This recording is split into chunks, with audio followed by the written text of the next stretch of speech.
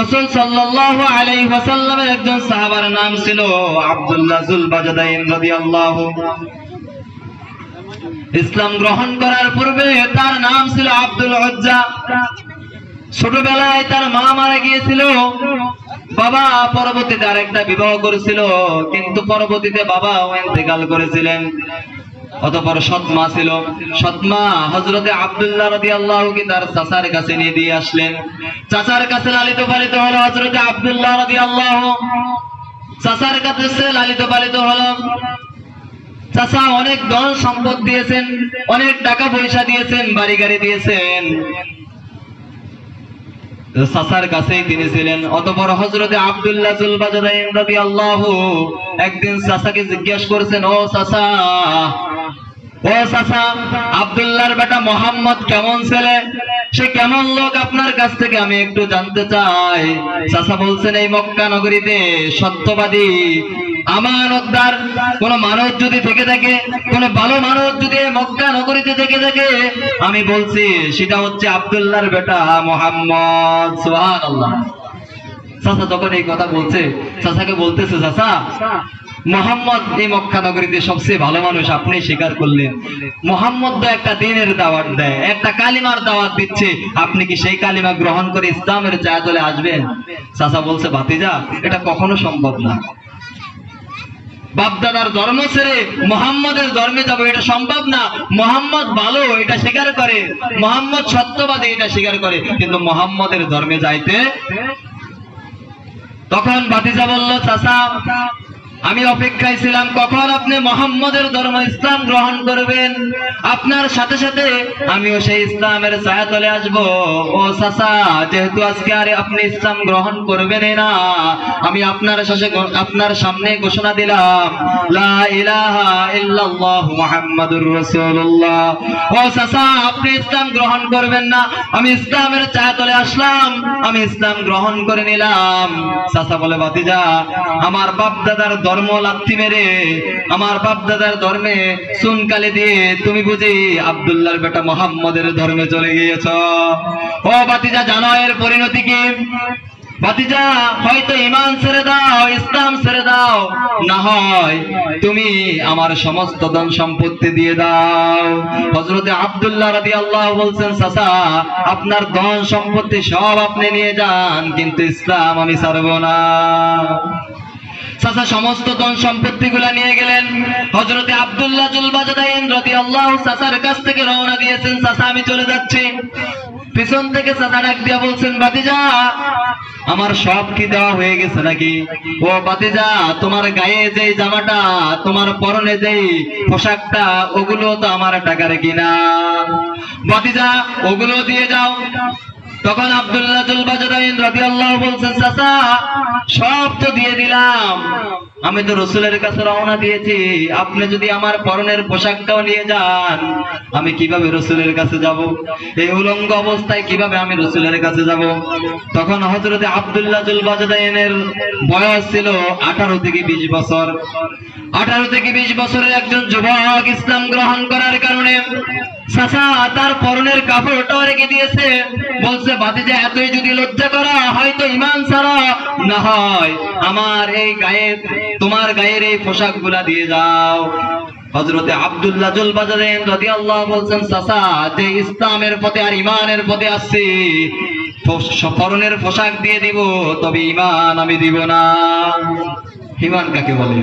ইসলাম কাকে বলে? চাচা সমস্ত সম্পত্তি রেখে দিয়েছে, পরনের কাপড়টাও রেখে দিয়েছে, কিন্তু ইসলাম থেকে বিন্দু পরিমাণ দূরে সরে নাই। আর আমরা সম্পত্তি তো দেওয়ার দূরের কথা, গায়ের পোশাক তো দেওয়ার দূরের কথা, দোকানের জাপগুলো বন্ধ করতে পারতেছি না, আমরাও ইমানদার দাবি করি। অতঃপর হযরতে আব্দুল্লাহ যুল বাজদাইন রাদিয়াল্লাহু তার পরনের পোশাকটাও রেখে দিয়েছেন, তিনি আবার রওনা দিয়েছেন সৎমার কাছে। উলঙ্গ যুবক সৎমার কাছে গিয়ে ডাক দিয়েছেন, মা আপনি কোথায়? মা ঘর থেকে বের হয়েছে, দেখে যুবক ছেলে উলঙ্গ অবস্থায় দাঁড়িয়ে রয়েছে। মা লজ্জায় তার চোখ চেপে ধরেছেন। বলছেন বাবা তোমার এই অবস্থা কেন?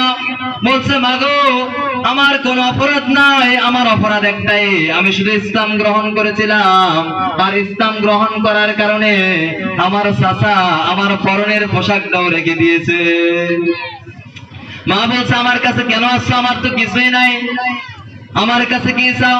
বলছে মা আপনার কাছে আমি থাকতে আসি নাই, আমি এসেছি যদি আমাকে এক টুকরো কাপড় দেন, ওই কাপড়টা পেছি আমার লজ্জাস্থান ডেকে আমি সেই মদিনায় পাড়ি জমাবো, আমার বিশ্ব নবীর কাছে যাব।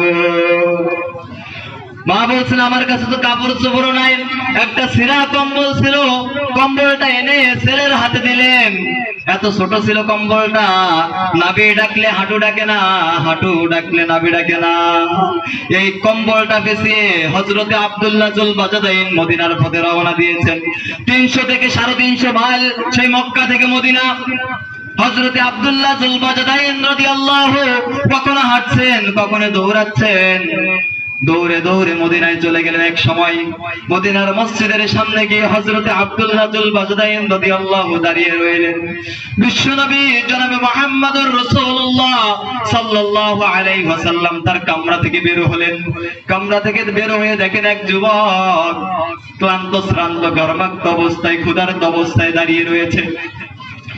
বিশ্বনবী তার দিকে এগিয়ে গেলেন, যাই জিজ্ঞেস করলেন ও যুবক কে তুমি, কি তোমার পরিচয়, তোমার এই অবস্থা কেন?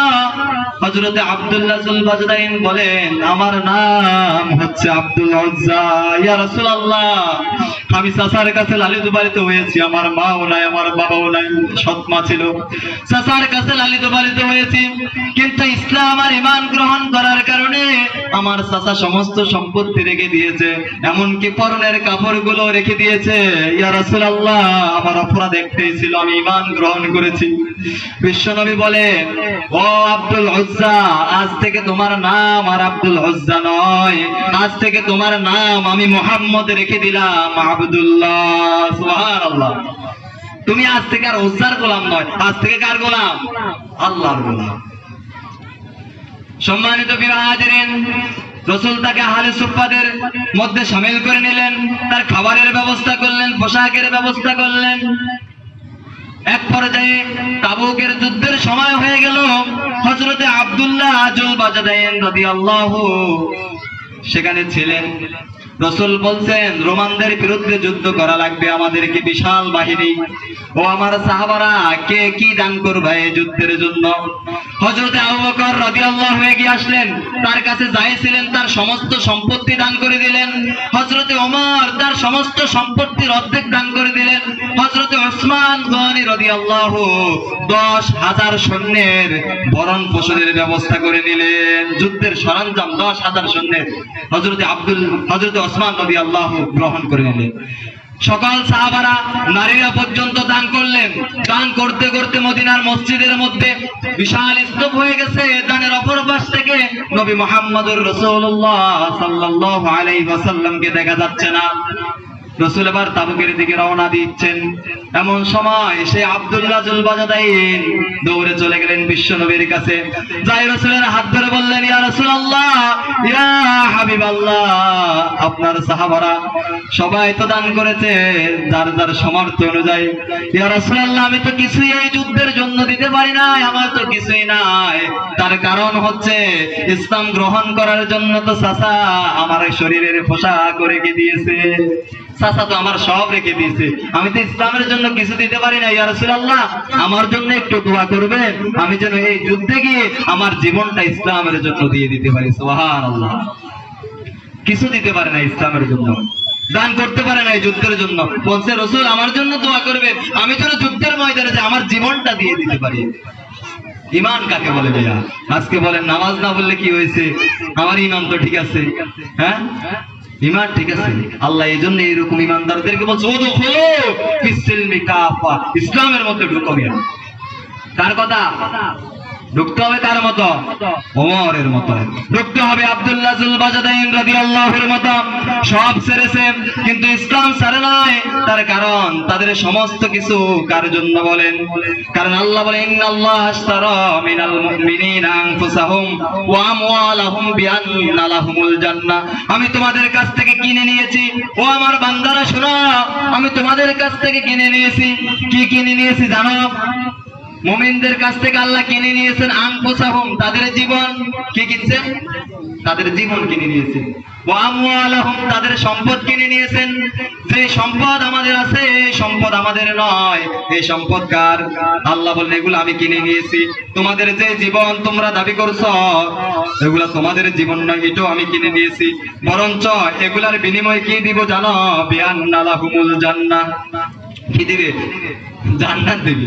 আল্লাহকে তোমাদের মাল, তোমাদের সম্পদ, তোমাদের জীবন আমি ক্রয় করে নিয়েছি, বিনিময়ে বিআন্না লাহুমুল জান্নাহ, আমি রব তোমাদেরকে জান্নাত দিব। সে জান্নাত চাই না আমরা? চাইলে এই সময় আল্লাহর রাস্তায় কোরবানি করতে হবে। ধন সম্পদ কার রাস্তায় কোরবানি করতে হবে? সম্মানিত প্রিয় হাজিরিন, হযরত আব্দুল্লাহ জুল বাজদাইন রাদিয়াল্লাহুর কথা বলছিলাম। ঈমানের কারণে, ইসলামের কারণে সব ছেড়েছেন, কিন্তু ইসলাম ছাড়েন না।